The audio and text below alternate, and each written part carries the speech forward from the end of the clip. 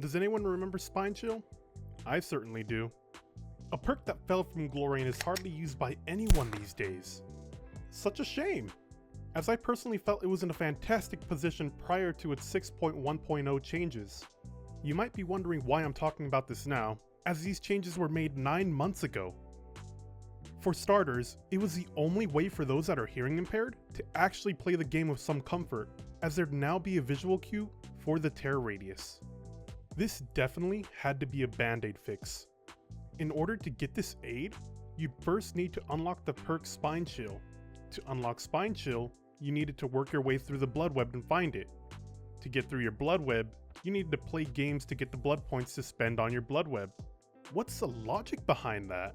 If you're going to put some kind of aid for those that need it, at least make it available from the start. And the fact you had to use one of the 4 perk slots to mitigate something you just can't control is just... why? Luckily, they finally released an option to have a visual tear radius. You know, after the mobile version had it available for a while now. But the damage has already been done. They butchered Spine Chill. Running Spine Chill with the visual tear radius is just completely redundant and makes the light up effect of it just an afterthought. Now sure, you could argue that it could counter stealth killers, as it'll still light up regardless of if they have a tear radius or not. And you wouldn't be wrong, but knowing is half the battle. And in the end, it all comes down to your situational awareness. But despite all that, stealth killers aren't exactly in the strongest positions right now, as they all lack much abilities to help them in a chase. So with all that in mind, Spine Chill in its current state is just really underwhelming. With the visual tear radius now being a thing, all it really has going for it now is the increase in action speeds. But in order to get any value out of that, you need to be in the line of sight of the killer.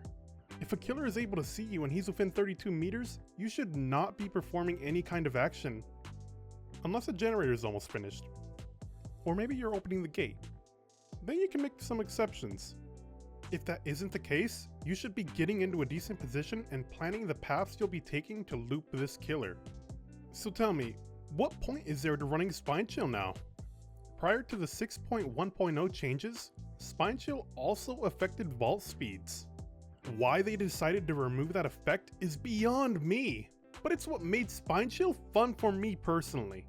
When it was combined with the old Dead Hard, boy, it was a monster of a build. But with all the Dead Hard nerfs that have been going on, it wouldn't be as bad nowadays.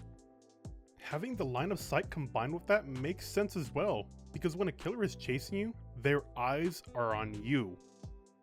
It's not like it was an overpowered effect either, and to get the most out of it, you'd need to run Resilience.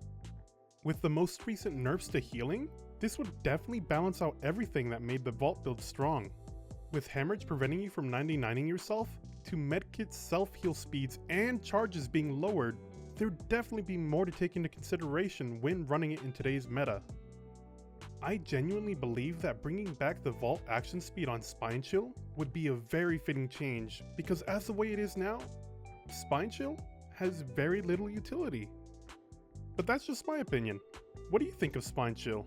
If you do use it, what do you try to get out of it? Let me know down in the comments. Thanks for watching, and I'll see you in the next video.